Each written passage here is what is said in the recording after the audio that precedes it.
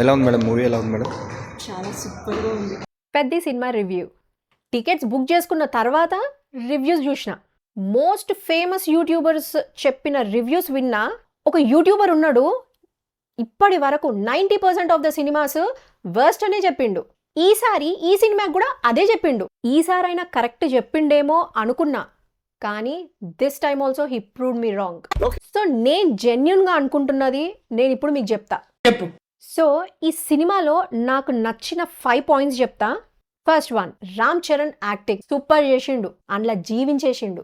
Second point, A R Rahman background music అద్దరా కొట్టేసిండు. Third thing, ఇంటర్వెల్కి ముందు ఒక ట్రాజిక్ సీన్ అవుతుంది. ఆ ట్రాజిక్ సీన్లో రామ్ చరణ్ చేసిన acting with A R Rahman background మ్యూజిక్తోని జరిగే ఆ 5 to 10 minutes సీన్ ఉంటుంది, హైలైట్ ఆఫ్ ద మూవీ.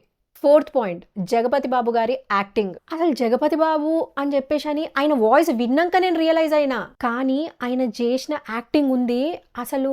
ఒక దగ్గర అయితే ఏడ్పించేసిండు. పొలిటీషియన్ తోని ఒక సీన్ ఉంటుంది, అక్కడైతే ఆయన కూడా జీవించేసిండు. ఫిఫ్త్ పాయింట్, ఇక కుస్తీ పోటీ సీన్కి అయితే అసలు మాటలు లేవు. చాలా న్యాచురల్గా చాలా బాగా తీసిర్రు. ఇప్పుడు మనం బ్యాడ్స్ ఏందో మాట్లాడుకుందాం. First thing, Janhvi Kapoor exposing అంత అవసరం లేదు. సెకండ్ థింగ్, గ్రాఫిక్స్ అంత న్యాచురల్గా లేవు అని చెప్పేసి అని అన్నారు.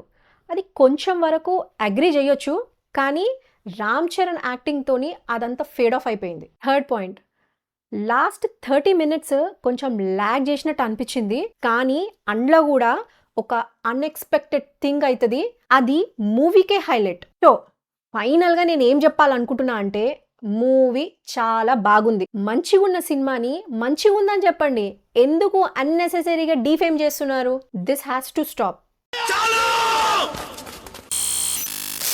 జగ్గుబాయ గుర్తుపట్టరు కదా.